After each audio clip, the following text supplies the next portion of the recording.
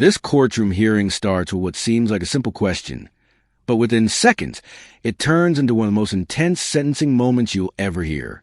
A defendant accused of violent armed robbery stands before a judge already facing up to 15 years behind bars, and then makes a statement that may have completely destroyed any chance at mercy. Prosecutors say he terrorized victims at gunpoint, traumatized children, and led police on a dangerous high-speed chase. But the real shock? Even while facing sentencing, the judge believes he's still trying to manipulate the truth. Watch closely, because this case isn't just about crime.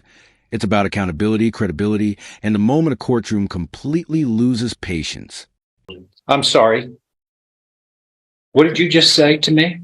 It was loaded, Your Honor. Sir? It was not loaded, Your Honor. You're looking at me, and I'm about to sentence you and make a decision, and you just told me it was not loaded? All right. And then you saw this 22-year-old lady, Miss Brooks, with her mother. You knocked her to the ground, and you tried the same offense again, right? She wasn't with her mother, but yes. Still a 22-year-old lady. Still somebody that you knocked to the ground, put a gun to her head, did the same thing again. Right? Say that you were going over 100 miles an hour in an effort to evade them. Right? I don't remember how fast my mom. Definitely well in excess of the speed limit, correct? You're doing everything you could to get away from it. Right? Just like today, you're doing everything you can to try to make sure you get probation, as opposed to, I'm going to ask this judge to give you 15 years, right? The parties have rested the presentation of evidence. The court has the pre-sentence report that has been submitted by the probation office and admitted without objections. And the court has considered also the several letters, character letters that have been submitted on behalf of the defendant, which are 8. I see 8 in number. All right. Arguments by the parties. What are you asking for, please? State. Judge, I think it's clear that I'm asking for the 15 years. I think that I feel for his mom, and I understand the pastor and what his goal is. I can't even begin to imagine what that 4- and 1-year-old have thought since the incident. I agree with my complainants on the scenario, having talked with Mr. Parker as well as Ms. Brooks, and I think that they're absolutely right that it would be a mistake to give this man the second opportunity that he's asking for, which is in truth more than that. Criminal sanctions and penalties are essentially based upon 2 factors: the circumstances of the crime and criminal history. But there's also a third factor, and that is the life of a defendant. And here, what the court finds most compelling is that in the commission of this crime, it's already been pointed out that you assaulted 2 people, and both of them were threatened and in fear of their life by you, who has no authority to do that. You don't take God's will into your hands. And when you have a loaded firearm, and it was loaded, wasn't it? No, sir, it was loaded. I'm sorry. What did you just say to me? It was loaded. This is the exact moment the atmosphere in the courtroom changes. The judge isn't just reacting to the fact of the case anymore. He's reacting to what he believes is dishonesty happening right in front of him. And in sentencing hearings, credibility matters everything. When a defendant minimizes details, especially involving a firearm, judges often see it as a refusal to accept responsibility. Notice how quickly the judge references the official police report, The Glock, the laser attachment, the loaded magazine with 10 rounds. That's not accidental. He's establishing that the evidence already settled this issue long ago. And now, from a judge's perspective, the defendant is risking his future by contradicting facts already in the record. What makes this even more powerful is the emotional angle. The victims believe they were seconds away from death. Whether the trigger was pulled or not almost becomes secondary once fear and trauma enter the equation. Do you think the defendant genuinely misspoke, or was he still trying to reduce responsibility even at sentencing? Your Honor. Sir, It was not loaded, Your Honor. you're looking at me and I'm about to sentence you and make a decision, and you just told me it was not loaded? All right, let me read the report to you. Maybe you just screwed up. Because, sir, this is your life. Underneath the Charger's driver's seat, you were in a Charger, right? It's Your Honor. On the floorboard in plain view was a dark brown Glock with a laser attachment, just like the lady said, underneath the barrel. The Glock had one magazine inside with 10 9mm rounds. Shame on you to look me in the eye and just bold-faced try to fool me? Is that what this all is? A charade? But no, Your Honor. It's not. You assaulted a woman, didn't have to. You assaulted a woman, had a loaded gun. What are you bringing a loaded gun to robberies for?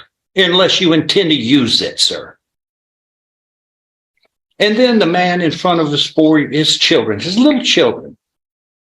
And the 1-year-old may not ever remember, but the 4-year-old, I remember when I was 4, certain occasions that were traumatic. We all do. You're the source of that horror for that child. Plus, again, you have a gun, and they really didn't know it was loaded, but when you point a gun at somebody and threaten them, they're going to assume their life is a clock's tick away. You have the power, which our Creator doesn't give you. You forced it on fellow humans, God's creatures. As we want to bring this up, how religious. You've been going to church for a long time, but yet you are here by a cacophony, a product of bad choices that defy your education in high school, that defy your upbringing and church going, that defy military. All of those are methods of helping people to make the best choices they can make. And after all of that, you put multiple people in harm's way.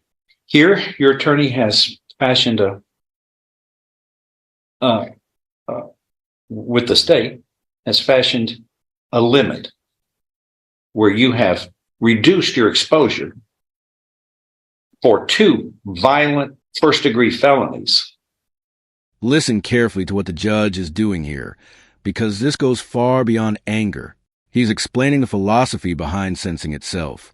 The court already considered the plea agreement, which dramatically reduced the defendant's exposure from potentially life in prison down to a maximum of 15 years. In legal terms, that's an enormous break. But the judge is emphasizing something many people overlook. Crimes like armed robbery don't end when the incident is over. The victims often carry those memories for years, especially children exposed to violence at a young age. That's why the judge repeatedly focuses on control, fear, and long-term trauma. He's essentially saying the defendant made conscious choices despite having opportunities, education, military structure, church guidance, and support systems. And that's a key sentencing factor courts consider, not just what happened, but whether the person had every opportunity to choose differently and still commit the crime anyway. This is where the courtroom shifts from punishment to moral accountability, and you can feel the weight of it in every sentence. From life imprisonment to a maximum of 15 years in prison, well before you're 30 years of age, essentially ruining the lives of at least two sets of people.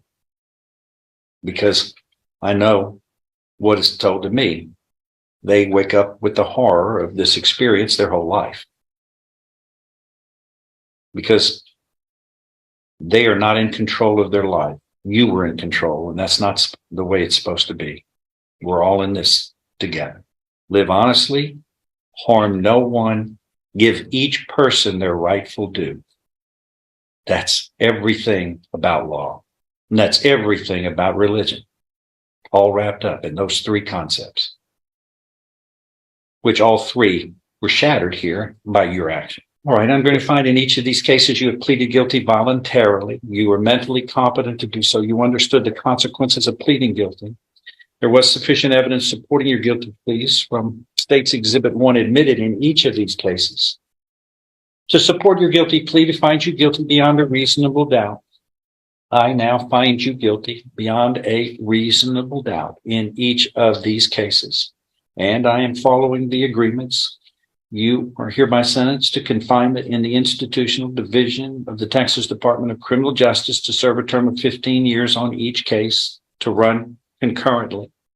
The judgment shall show an affirmative finding that a deadly weapon, namely a firearm, was used in the commission of each of these crimes. Subscribe for more real courtroom moments. In the end, From life the in judge prison formally sentenced the defendant to 15 years to in prison for the armed a robbery maximum cases. of 15 years in The prison, sentences running well before concurrently. you're 30 years The of court age, also entered an affirmative essentially deadly weapon finding, ruining the lives meaning of the some firearm of played a at central least role in the two crimes, sets something of that can people. heavily impact parole eligibility Because and I future know consequences. what is But what told to truly me, defined this they hearing wake wasn't up just with the the sentence horror itself. of this It experience was the their whole judge's life. focus on responsibility, truthfulness, and the Because lasting emotional damage inflicted they on are the not in victims control and of their their families. life. You were From the in control, and terrifying that's not robberies to the the way heated it's supposed to exchange be. over whether the gun was We're all in loaded, this this together. case became a Live powerful honestly, example of how courtroom harm no outcomes one, are shaped not give only by each evidence, person their but rightful also by due. credibility and accountability. That's